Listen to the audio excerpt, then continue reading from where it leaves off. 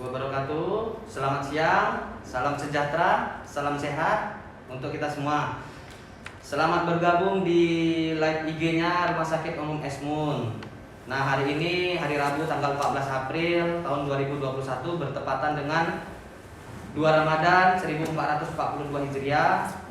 Kami dari Rumah Sakit Umum Esmun mengucapkan selamat menjalankan ibadah puasa bagi umat muslim. Semoga amal ibadahnya diterima Allah Subhanahu wa taala. Nah, kali ini kita akan membahas tentang nyeri kronis dan solusinya.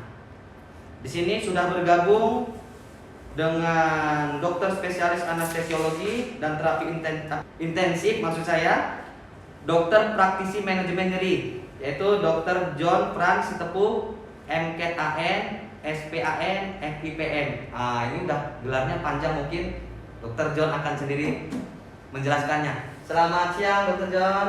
Ya. Oke, dokter. Ini kita akan membahas apa itu nyeri, dokter, sesuai dengan temanya. Nah, jadi kan nyeri ini mungkin adalah ambang batas seseorang itu bisa berbeda-beda, di mana orang si A dan orang si B ini merasakan nyeri itu mungkin ambang batasnya itu berbeda, tidak sama dengan kita. Nah, yang ingin saya tanyakan secara umumnya, Dr. John sendiri yang sudah, oh iya, ini saya lupa nih. Nah, ini saya mau, mungkin kan yang lain pengen tahu ini Dr. John ini dari mana, lulusan mana, kemudian bekerja di rumah sakit mana. Nah, kita akan langsung berkenalan dulu ya. Oke, Dr. John, boleh memperkenalkan diri, Dr. John? Ya, terima kasih Dr. Andika. Sebelumnya Assalamualaikum warahmatullahi wabarakatuh. Salam sehat untuk kita semuanya. Jadi memang sesuai dengan tema bincang-bincang kita hari ini, mungkin saya awali dengan sedikit menjelaskan ya. Mungkin banyak orang bertanya-tanya sebenarnya, gitu ya. Seorang spesialis anestesi itu kok mengerjakan yang namanya pasien-pasien nyeri, gitu kan? Dimana mungkin selama ini yang orang tahu kalau seorang dokter spesialis anestesi itu kan kerjanya ya, kan ada yang bilang dokter bius, Iya, ya kan? Iya, betul. Kerjanya ya kalau nggak di kamar operasi itu mungkin di ICU. Iya, betul. Nah, inilah mungkin yang diketahui masyarakat awam selama ini. Nah, oleh karena itu maka di sini saya sedikit menjelaskan bahwasanya sesuai dengan memang peraturan Komisi Kedokteran Indonesia, ya, sesuai dengan peraturan Komisi Kedokteran, dan juga di Permenkes juga ada disebutkan sebenarnya bahwasanya nyeri ini itu merupakan salah satu bagian ya dari anestesi. Nah, jadi nyeri tepatnya manajemen nyeri ini adalah suatu sharing kompetensi dalam sharing kompetensi itu terhadap 5 disiplin ilmu spesialis yang berbeda. Nah, yang pertama itulah anestesiologi, kemudian ortopedi, kemudian bedah saraf, kemudian neurologi, dan yang kelima bagian daripada rehabilitasi medis. Nah, jadi kelima disiplin ilmu ini, kelima bagian ini itu mempunyai kompetensi memang untuk menangani manajemen nyeri tersebut. Nah, berdasarkan itulah maka bagian anestesi juga ingin berkiprah dalam manajemen nyeri. Nah, itu dia ceritanya kenapa saya juga sekarang lebih fokus terhadap manajemen nyeri. Berarti untuk nyeri sendiri sekarang ini sudah bisa ya, dokter ya, dengan dokter anestesi ya, dok ya.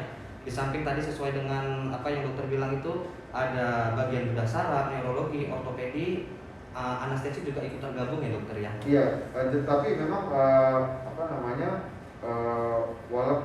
walaupun dia seorang dokter anestesi, tapi dengan syarat dia harus memiliki kompetensi khusus untuk itu. Oke. Jadi memang harus ada jenjang pendidikannya lagi kan? Oke, dokter, ini saya tanya sedikit, dokter. Ya. Jadi di apa ya, gelar dokter ini MCAT-AN ini mungkin kalau untuk medis sudah tahu lah ya, itu S2-nya kesehatan di medis di rumah sakit USU. Nah, SPAN ini spesialis anestesi. FIPM ini apa ya dokter? Ya, ya. Jadi kalau dia itu tadi ya, MCAT-AN medis kedokteran anestesi dan spesialis anestesi itu adalah itu gelar daripada S2 dan SP1-nya anestesiologi kan. Oke. Kita dapat dari sekolah spesialis. Nah, kemudian FIPM ini itu kita dapatkan dari itulah salah satu kompetensi yang diberikan oleh Collegium Anestesiologi Indonesia. Jadi khusus untuk interventional pain management. Jadi FIPM itu adalah Fellowship Interventional Pain Management, ya. Di mana di awal-awal itu sebenarnya gelarnya seperti itu, tapi nanti ini ke depan gelarnya sudah beda lagi. Jadi artinya berubah, tapi bukan berarti berubah strata pendidikannya, tapi gelarnya saja FIP, Fellowship Interventional Pain. Jadi ini saya dapatkan setelah lulus dari SP1 SPAN, dan ini saya dapatkan dari RSU Sutomo ya, di Surabaya selama setahun itu. Nah, kemudian sebelumnya itu juga saya sudah dapat di Beladia Pain Clinic di India, Kolkata selama 3 bulan. Oke dokter, itulah tadi ya, mungkin ya yang lainnya udah sedikit paham apa itu FIPM. Jadi dia itu ada hubungannya. Dr. John mengambil gelar FIPM dengan yang sekarang dijalani beliau, yaitu pain management. Nah, untuk itu kan kita sendiri kan mungkin kan nyerinya kita bahas secara khusus untuk karena mungkin penikmat IG yang lihat IG live kita ini bukan hanya orang medis, kemudian ada juga orang awam ya dokter ya. Nah, jadi kalau secara awam, secara kalangan umumnya supaya mereka ini bisa ambil informasi, itu nyeri apa ya dokter ya? Ya. Oke. Jadi sebenarnya nyeri itu adalah suatu gejala sebenarnya ya. Walaupun nanti kalau kita kaji lebih dalam, ada juga penyakit yang hanya ada nyerinya saja. Artinya bisa dikatakan nyeri itu bukan suatu gejala lagi sekarang, tapi nyeri itu adalah sudah menjadi suatu penyakit. Nah, sebelum kita berbicara lebih jauh, saya harus sampaikan bahwasanya nyeri itu sekarang sudah menjadi tanda vital sebenarnya. Ini yang belum banyak diketahui oleh ya terutama kalangan kita juga medis ya. Artinya tanda vital itu maksudnya memang tanda penting. Itu sudah sama dia dengan jenjangnya dengan tekanan darah, nadi, pernapasan, suhu. Nyeri itu sudah harus diperiksa pada saat membuat vital sign. Ya, jadi seluruh dunia melalui WHO itu sudah sepakat bahwasanya nyeri itu sudah menjadi vital sign yang kelima. Nah, apa itu nyeri? Nyeri itu mungkin masyarakat berpikir ya sama sakit ya, tapi sebenarnya serupa tapi tak sama. Serupa tapi tak sama ya. Jadi nyeri itu adalah suatu gejala yang dirasakan oleh seseorang. Artinya perasaan yang tidak menyenangkan ya. Jadi sesuatu memang perasaan yang sangat tidak menyenangkan, bahkan sangat mengganggu ya, sehingga bisa mengganggu kualitas hidup seseorang ya, apalagi sesudah tema kita hari ini nyeri kronis ya, itu sangat mengganggu. Nah, di mana dia nanti kenapa dia bisa terjadi? Bisa disebabkan oleh karena adanya suatu masalah dalam tubuh kita ya. Ada kerusakan gitu ya, baik kerusakan otot, tulang dan lain sebagainya. Kalau dia ada kerusakan, ada trauma misalnya, maka dia akan menyebabkan nyeri ya. Termasuk juga nanti dia dari akut menjadi kronis ya. Dan sekarang juga yang sering juga terjadi adalah nyeri kanker ya. Nyeri kanker, nah itu juga memang pasien-pasien kanker yang saya ketemuin itu sebenarnya permasalahan utama itu adalah nyeri sendiri gitu ya. Jadi oleh sebab itu maka nyeri ini nanti akan dibagi menjadi dua secara garis besarnya ya, yaitu nyeri akut dan nyeri kronis. Nah, cuman kan memang sesuai dengan topik kita ini kan nyeri kronis ya, tapi nggak apa-apa saya akan bicarakan sedikit tentang nyeri akut karena tadi kan dibagi dua, jadi nyeri akut dan nyeri kronis ya. Nah, nyeri akut ini itu yang banyak hubungannya dengan anestesi sebenarnya nyeri akibat operasi. Itu termasuk nyeri akut, ya, nyeri akibat operasi. Di mana memang mungkin masyarakat juga tahu, semua pasien kalau operasi pasti sakit, gitu ya. Nah, jadi, ini juga menjadi masalah sebenarnya. Masalahnya kenapa? Masyarakat itu udah ngerti dia. Artinya namanya juga operasi ya pasti sakit. Jadi seakan-akan dia menerima gitu. Ya, seakan-akan dia menerima. Jadi seakan-akan tidak menjadi masalah. Tapi sebenarnya tanpa diketahui kalau memang pas setelah operasi itu pasien masih nyeri, itu akan menjadi masalah nantinya. Ya, bisa memperpanjang layout stay, rumah sakit. Kemudian belum lagi nanti kalau pasien yang ada comorbid itu akan bisa memperparah komorbidnya seperti hipertensi, DM, PJK dan lain sebagainya gitu. Nah kemudian itu dari segi nyeri akut. Nah itu juga harus ditangani banyak macamnya lagi bagaimana cara kita menangani. Ya. Izin dokter ini saya potong. Ya. Dokter, kalau misalnya pasien operasi, bisa nggak selesai operasi dia nggak merasakan nyeri? Nah, ya itulah yang menjadi tujuan kita. Ya. Sebenarnya itu yang menjadi tujuan kita yang paling utama. Jadi artinya kita sebenarnya nggak boleh lagi membuat pasien itu nyeri setelah operasi. Jadi kalau kita lihat memang dari tulisan-tulisan dari semuanya literatur, memang nyeri operasi sangat tinggi angka kejadiannya. Tapi begitu pun yang kita harus peduli care sama seperti ini sehingga minimal kita bisa menurunkan insidensnya, menurunkan angka kejadiannya. Jadi oleh sebab itu maka ya kalau saya berpraktik sehari-hari ya saya upayakan pasien yang operasi itu tidak merasakan nyeri dengan segala cara dengan modalitas yang ada. Dok, ada nggak penyebab nyeri tadi? Contohnya bisa dokter jabarkan sedikit untuk kalangan umumnya.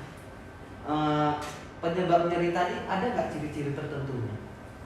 Ya, oke. Ya, jadi seperti yang saya jelaskan bahwasanya nyeri itu memang bermacam-macam ya. Artinya banyak pembagiannya, tak usah saya jelaskan di sini pembagiannya. Tapi artinya banyak jenis daripada nyeri tersebut dan itu memang berbeda-beda dari segi karakteristiknya. Nah, itu hubungannya lagi nanti dengan apa penyebabnya. Nah, kalau dia nyeri akut ya, khususnya nyeri setelah operasi itu memang sifatnya sangat bisa rasa terbakar, rasa busuk-busuk, berdenyut, gitu ya kan. Nah, tapi kalau misalnya dia nyeri kronis, nah nyeri kronis ini juga itulah memang topik kita yang harus kita tekankan dari kita hari ini. Artinya nyeri kronis ini juga sama sifatnya macam-macam. Dia bisa nyeri dari saraf gitu ya. Kemudian bisa nyeri dari jaringan-jaringan tubuh sekitarnya. Jadi sangat berbeda-beda karakteristiknya sebenarnya. Nah dari karakteristik ini nanti kita mendiagnosa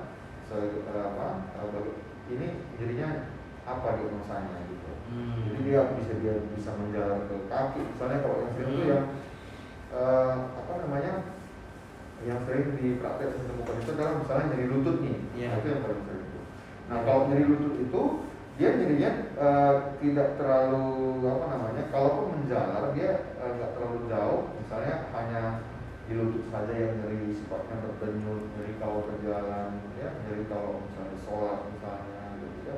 Tapi kalau misalnya nyeri karena saraf terjepit itu yang sering, tapi nggak semua loh kalau nyeri punggung itu saraf terjepit, jangan salah ya, karena nyeri punggung itu juga baik sebabnya. Iya. Nah itu juga masyarakat yang sering tahu selama ini kan. Kalau udah nyeri punggung aja dibilang saraf terjepit, belum tentu ya. Tapi kalau nyeri saraf terjepit itu memang dia khasnya dia menjalar sampai ke kaki. Lutut kaki. Iya, ya, seperti tersengat listrik, stroke, gitu ya, ada rasa kebas misalnya, ya kira-kira seperti itu. Dok, kalau seperti itu yang nyeri pada kaki, itu mungkin nggak dokter dialami oleh pasien-pasien yang masih muda atau kalau kita tahu kan selama ini saraf terjepit rata-rata ya penyebabnya itu biasa banyak kan trauma dokter, jatuh mungkin atau apa. Nah kalau untuk seperti itu, apakah pada nanti pasien yang mengeluhkan nyeri kaki atau nyeri punggung belakang bisa diterapi dengan hanya obat-obatan? Atau ada cara lain yang bisa jauh menghilangkan rasa sakit daripada obat-obatan ini sendiri, dokter? Ya. Menurut firman dokter. Ya, oke. Hmm?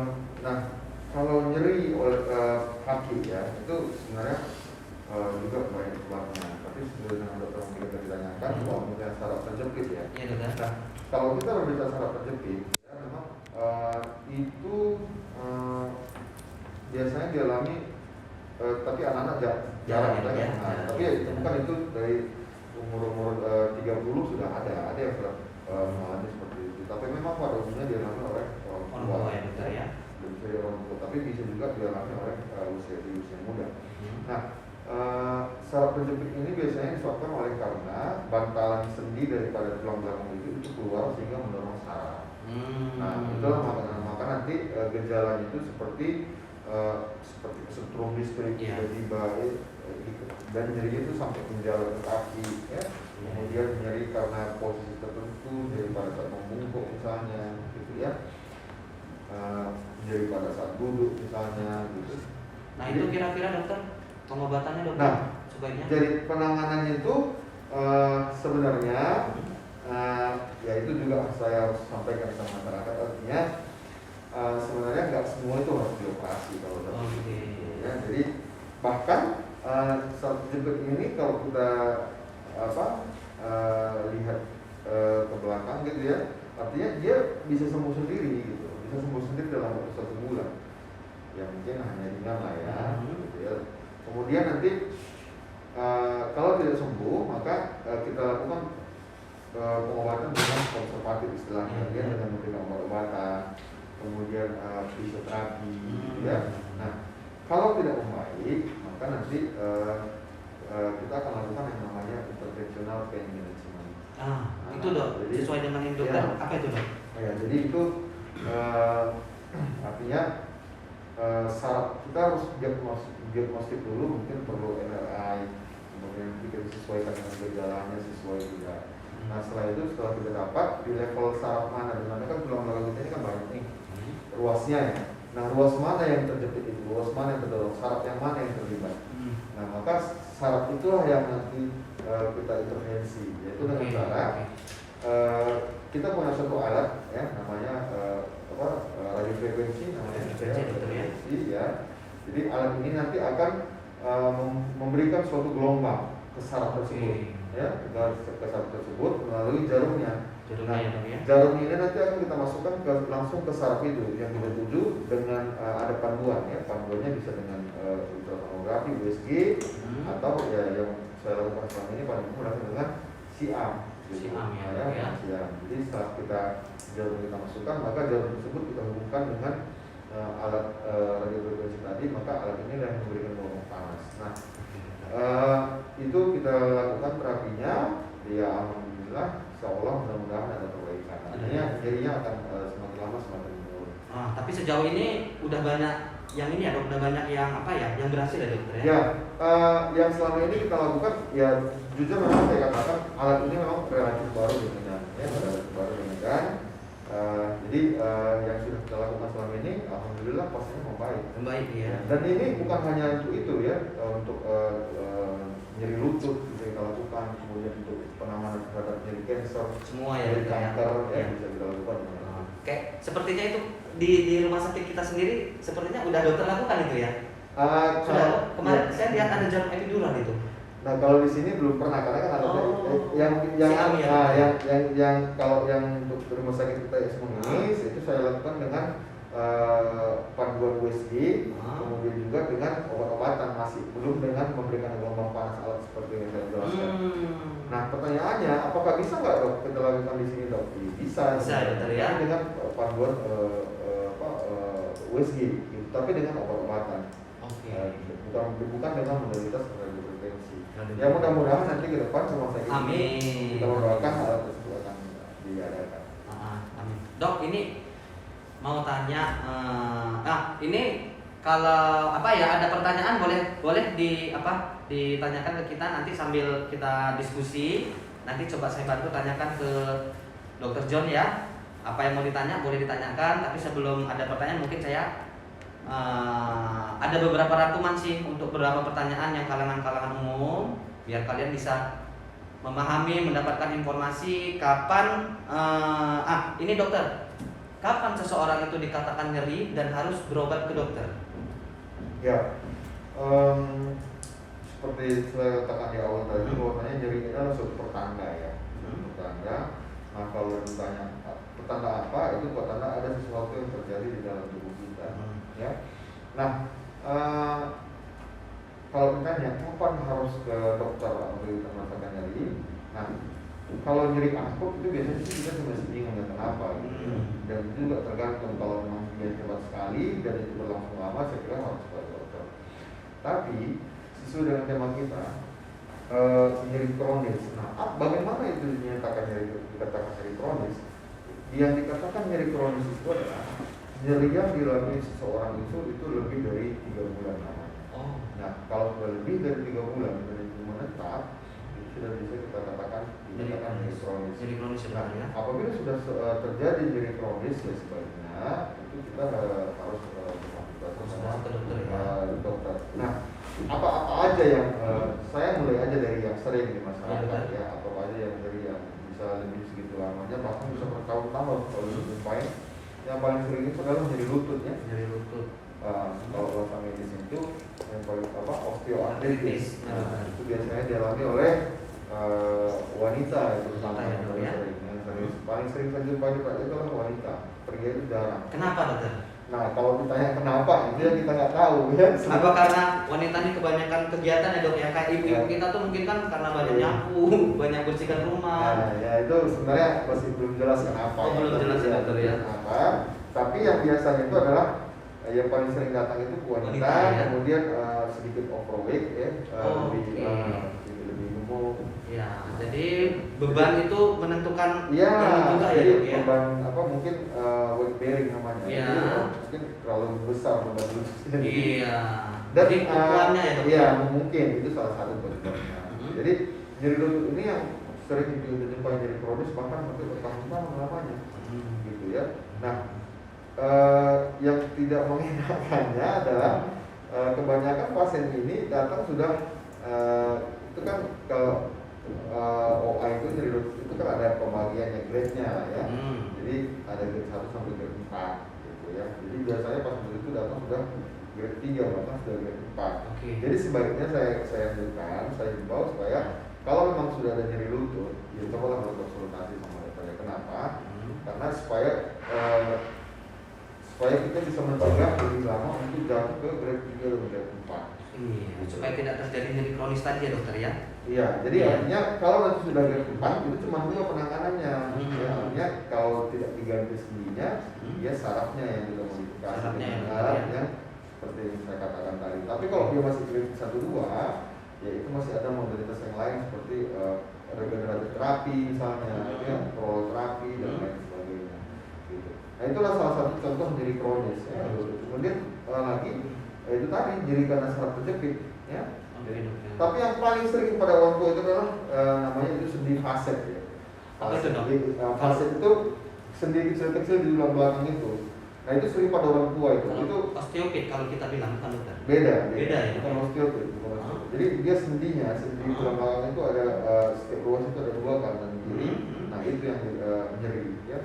Nyeri faset. Kemudian juga salah satunya yang lain adalah nyeri sacroiliac joint namanya. Jadi sendi di panggul ini. Nah itu juga sering pada orang tua. Jadi memang kalau dari literatur juga dari yang paling sering adalah itu faset dan SID ini juga pada orang tua.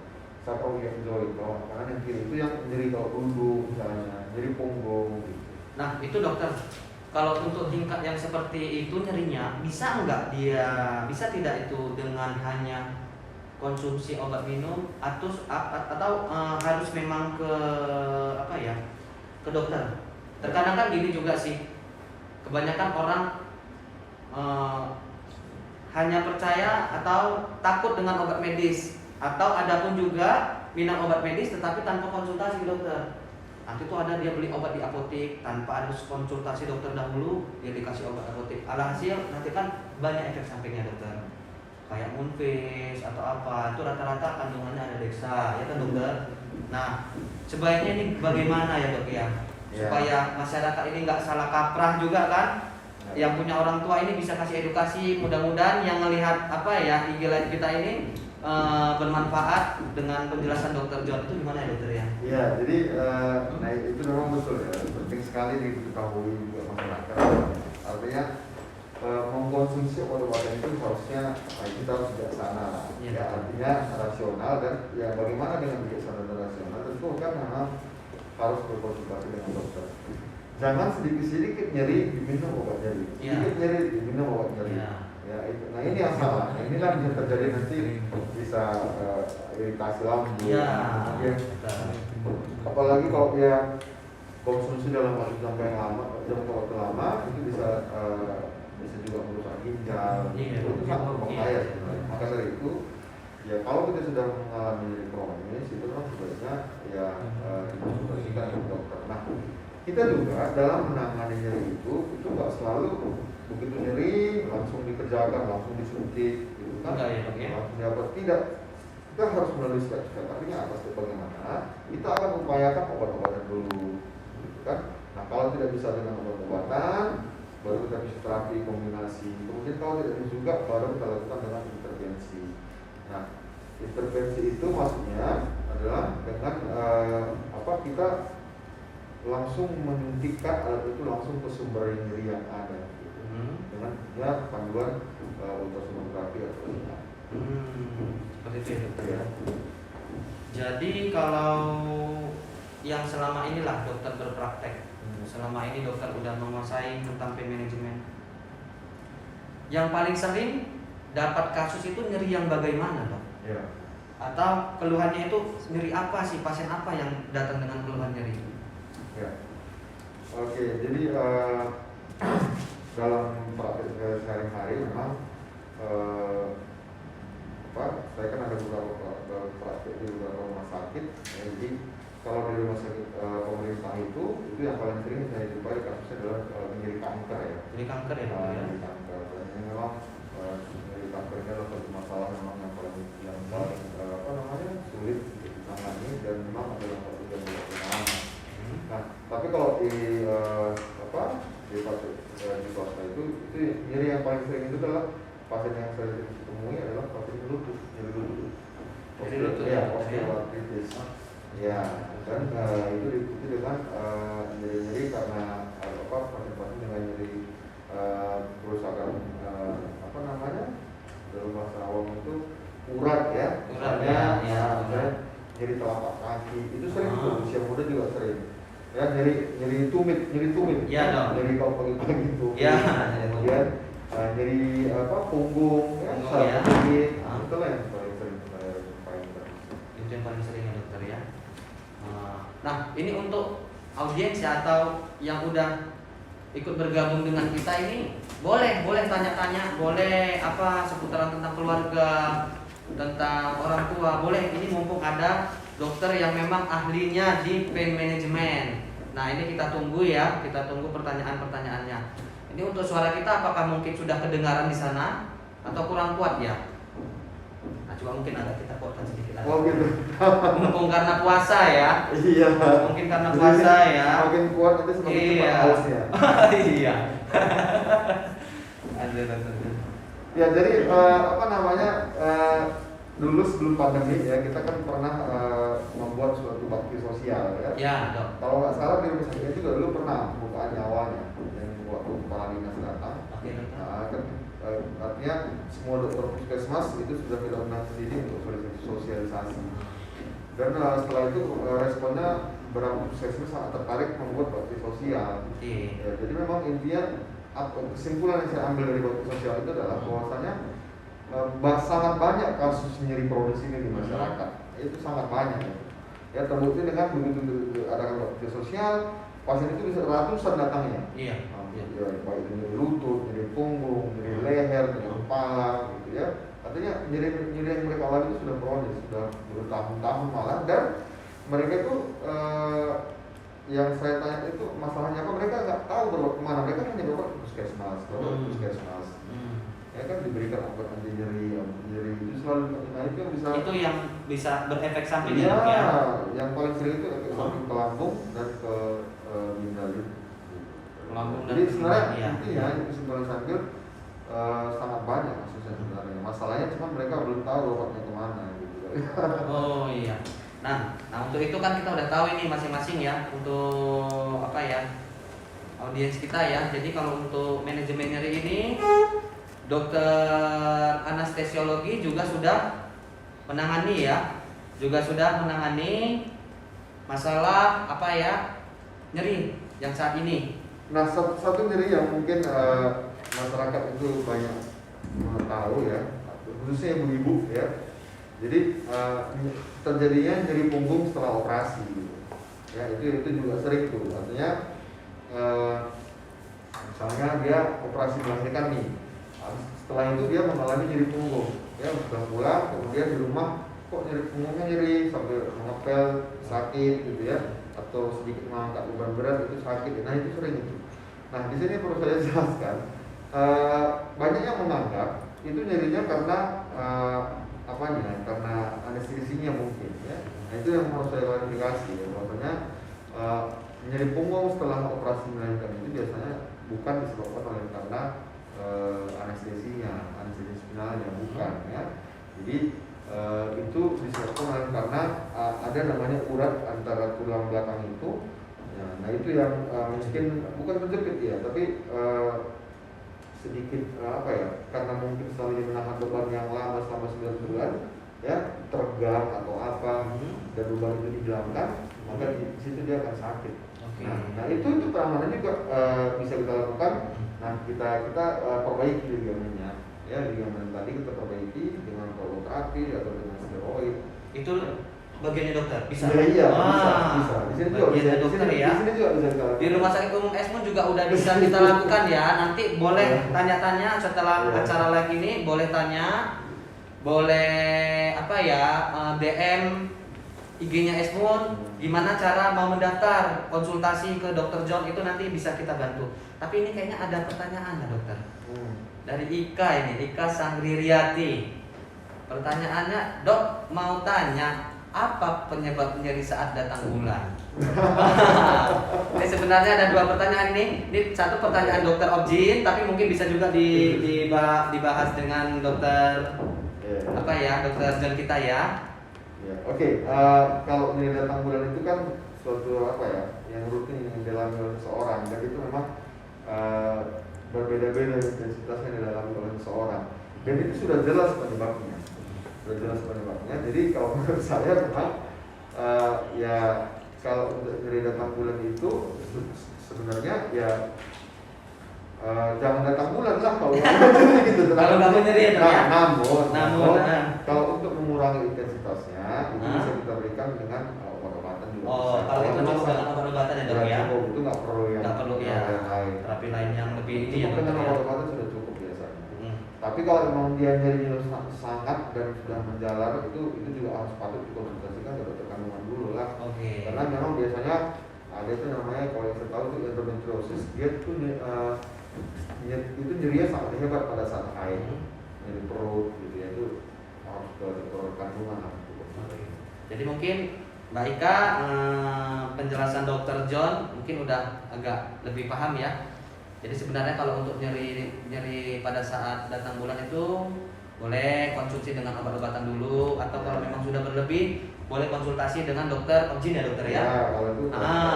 Kalau itu mungkin udah ke bagiannya dokter Objin. Terus ada nggak pertanyaan-pertanyaan lain? Boleh nih sambil jalan apa ada pertanyaan yang lain? Itu dia. Dok, ini saya mau tanya. Kadang ada itu pasien yang selesai operasi. Terkadang itu, nah kita sendiri juga apa ya, juga sering juga kan. Ada yang ambang nyerinya itu terkadang lewat. Apa karena mungkin si pasien atau orang ini tidak tahan, atau memang sudah benar-benar nyeri dokter? Nah itu kalau yang penanganan nyeri pasca operasi gimana ya dok? Ya, jadi memang pada dasarnya fitrahnya setiap orang itu beda-beda ambang nyerinya. Itu yang pertama. Nah ambang nyeri ini sangat banyak faktor yang mempengaruhi ya. salah satunya misalnya usia, Hmm. kemudian jenis kelamin, Ya dokter. suku juga beda, Oh gitu ya dok ya. ras, ya. Jadi biasanya kalau dari segi jenis kelamin itu yang pasti perempuan itu akan lebih tahan diri dibandingkan laki-laki. Oh gitu dok. Ya iya. Nah kita sebagai laki-laki harus bisa menerima memang. Nah perempuan itu mereka tuh memang lebih tahan diri diciptakan dibandingkan dengan laki-laki. Kenapa? Karena memang kan perempuan ini mengalami dari melahirkan. Nah jadi mungkin mungkin Allah Subhanahu wa Ta'ala itu sudah mempersiapkan untuk itu gitu. Jadi nyeri persalinan itu katanya itu sama dengan nyeri apabila tulang kita patah semua secara bersamaan. Oh. Nah itu. Jadi memang Berarti ini kita nggak boleh sepele nih sama perempuan. wanita ya. Jangan Nah, sepele sama ya, memang. perempuan. Kuat dia. Nah kalau dari segi nyeri perempuan itu lebih tahan dibandingkan dengan laki-laki. Kemudian ras tertentu. Jadi biasanya kalau atau suku tertentu ya. Dan kalau misalnya dia tinggal hari-hari misalnya di pedalaman atau di daerah gitu, itu biasanya lebih tahan nyeri dibandingkan dengan orang yang di kota gitu. Biasanya seperti itu. Karena mungkin mereka mau berobat jauh ya dok ya. Bukan, enggak. Atau gimana ya dok ya? Jadi ditahan dulu itu. Ya, jadi intinya dengan rangsangan yang sama, apabila kita berikan kepada orang-orang yang berbeda, itu responnya sangat berbeda. Oke. Nah, tapi walaupun begitu, artinya tujuan kita tetap siapapun itu bagaimana untuk pasiennya. Kalau dia operasi, tetap itu kita harus cegah nyeri. Ya, tahan apapun dia, ya. Jadi kita harus tetap mencegah supaya jangan terjadi dari masalah dari itu. Sebaiknya memang kita harus meninggalkan prinsip-prinsip tradisional selama ini. Apa maksudnya prinsip-prinsip tradisional? Ya kita mengikuti sistem-sistem tradisional. Jadi sudah saatnya kita sekarang membuka mata kita supaya pasien itu jangan sampai nyeri setelah operasi. Oke. Nah itu yang saya mau terapkan ya di rumah sakit. Rumah sakit ya. Oke, di rumah sakit. Jadi nanti mungkin pada akhir sesi kita ini Dr. John akan kasih kapan jadwal prakteknya di rumah sakit kita ya dok ya. Ya gitu. Kemudian dokter, ini ada pertanyaan lain. Kira-kira pertanyaan lain. Audiens yang mau nanyakan seputaran nyeri apapun itu, mumpung ada ahlinya. Jadi Dr. John di sini ahlinya pain management ya. Apa yang mau ditanyakan, enggak pun Anda, boleh orang tuanya atau siapa pertanyaan titipan, enggak ada masalah. Kasih aja ke kita biar kita bantu. Itu dia. Jadi kira-kira dokter untuk apa ya? Tambahan wawasan untuk audiens kita, untuk yang melihat IG kita ini dokter. Ya. Sebaiknya pandangan tentang nyeri dan penanganannya itu gimana ya dok ya, supaya tidak terjadi nyeri kronis. Ya. Oke, yang pasti Intinya nyeri kronis itu akan menurunkan kualitas hidup seseorang. Itu yang paling penting. Jadi jangan sempat nyeri itu bisa mengganggu dalam hal semuanya. Artinya menurunkan kualitas hidup, ya, pekerjaan jadi terganggu, ya. Nah ada pasien saya dulu dia nyeri punggung, ya. Itu kalau dia kambuh bisa sampai dipantah dari kantor ke rumah gitu kan. Nah kemudian setelah kita tangani dievaluasi beberapa kali, ya alhamdulillah sampai sekarang sudah tidak seperti itu lagi ya. Nanti kita bisa bekerja dengan baik. Artinya apa? Kalau nyeri itu kita biarkan, apalagi nyeri kronis itu memang dia tidak terlalu membahayakan sebenarnya, tapi itu pasti mengganggu. Pasti dong. Ya pasti mengganggu kualitas hidup seseorang. Ya. Apalagi misalnya nyeri kanker ya, nyeri kanker juga itu juga ya memang kita tahu namanya kanker. Sampai saat ini kita ketahui kanker itu masih penyakit yang belum belum bisa ditemukan obatnya, obat yang khusus. Ya, jadi artinya walaupun dia memang sudah kira-kira terbatas umurnya kalau dari segi medis, tapi di sekitar dalam beberapa tahun, dan mereka itu masih berhak untuk bisa bahagia, ya bagaimana mereka bisa tertawa, menikmati hidup di akhir kehidupannya. Gitu. Jadi bukan harus kita biarkan. Jadi artinya mereka itu juga berhak bebas nyeri. Ya, dan intinya semua orang berhak bebas nyeri. Ya, nggak boleh orang merasakan nyeri karena orang nyeri ini sangat mengganggu kualitas hidup seseorang. Jadi kalau memang nyeri, tak usah segan-segan untuk mengkonsultasikan. Ya. Jadi ke dokter. Nggak semua nyeri itu harus dioperasi, tidak. Nggak usah takut. Nggak semua nyeri itu harus disuntik, tidak. Ya, mungkin hanya saja mungkin perlu pemahaman para masyarakat. Paling tidak masyarakat itu harus tahu dulu ini sakitnya karena apa. Gitu. Apa ini sakitnya? Gitu. Nah, sesuai dengan yang saya katakan tadi, setelah waktu sosial yang kita lakukan itu, kita roadshow lah ke beberapa puskesmas. Minimal mereka itu sudah tahu mereka ini sakit apa.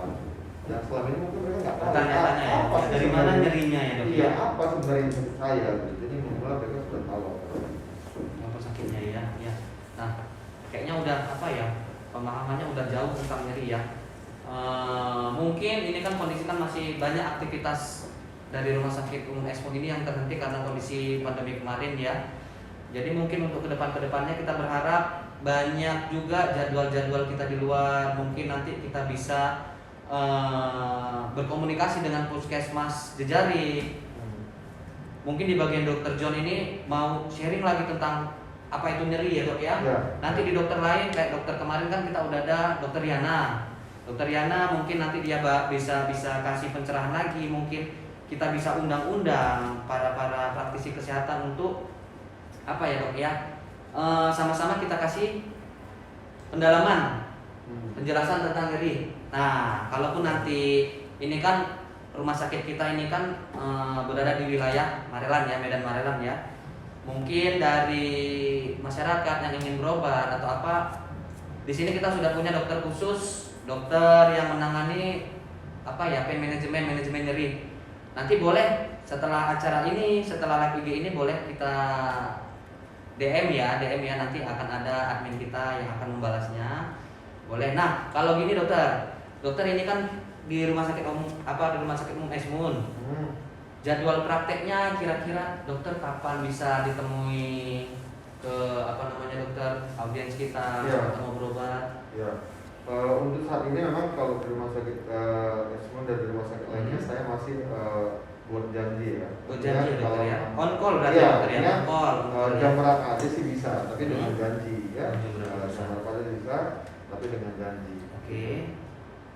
Dokter, nanti kalau misalnya ini ada yang menanyakan tentang kontak person dokter, bisa kita kasih dok? Boleh ya dokter ya. Boleh. Nah, nanti boleh ya. Nanti kalau ada yang mau konsultasi lebih lanjut, mau berobat, nggak usah segan, nggak usah takut. Mungkin, takut kadang ada masalah biaya. Nanti dokter John sendiri yang akan kasih biaya khusus untuk yang mau berobat ya. Mungkin dikasih diskon sama dokter John ya. Karena memang masyarakat itu banyak yang belum tahu ya. Jadi kadang-kadang pun saya nggak buatkan tarif. Nggak buatkan tarif. Karena kita sedang mengembangkan ya dok ya. Tapi harga terjangkau ya dok ya. Harga terjangkau ya. Ya, nanti bisa konsultasi ya setelah ini ya. Jadi apa mungkin ada tambahan lain dokter yang mau disampaikan ke mereka? Ya, saya kira seperti saya katakan tadi, bahwasanya marilah kita pada masyarakat khususnya ya jangan terlalu marilah bijaksana dalam konsumsi obat nyeri khususnya ya. Artinya jangan terlalu sering begitu datang nyeri konsumsi obat, begitu datang nyeri konsumsi obat, tapi coba dulu konsultasi dengan baik sama dokter. Supaya untuk menghindari efek samping obat itu sebenarnya gitu. Iya dokter ya. Kemudian juga jangan juga sepele lah sama nyeri yang dialami. Ya. Kita nggak tahu nyeri itu dari mana asalnya ya dokter ya. Iya.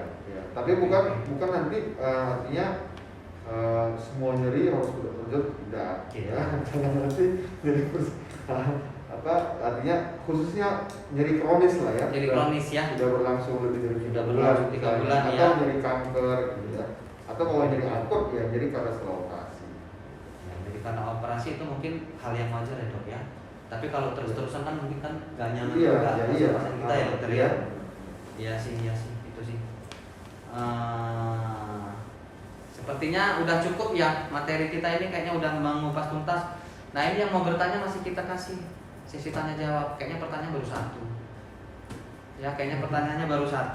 Rugi nanti loh. Nanti kalau udah konsultasi, ayo Ya boleh nih, mumpung Nanti lagi siaran. pertanyaan dari DM aja kan bisa. Oh iya. Iya kan? Saya. Pertanyaan dari DM juga bisa ya dokter ya. Dijawab langsung kok. Iya. Nanti bisa dijawab langsung.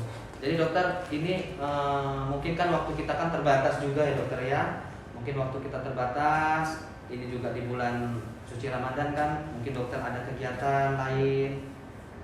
Jadi saya mewakili Rumah Sakit Umum Esmun ini mengucapkan banyak terima kasih untuk Dokter John, dokter spesialis anestesi yang terkhusus di bagian pain management, sudah menyisihkan waktunya untuk kita ya dokter. Untuk kita ini dalam acara live IG, mudah-mudahan di kedepannya ilmu yang dokter bagikan sangat bermanfaat bagi pemirsa. Jadi di akhir kata saya Dr. Handika, kemudian Dr. John mengucapkan banyak terima kasih atas perhatiannya. Saya akhiri dengan wabillahi taufiq wal hidayah. Wassalamualaikum warahmatullahi wabarakatuh. Waalaikumsalam.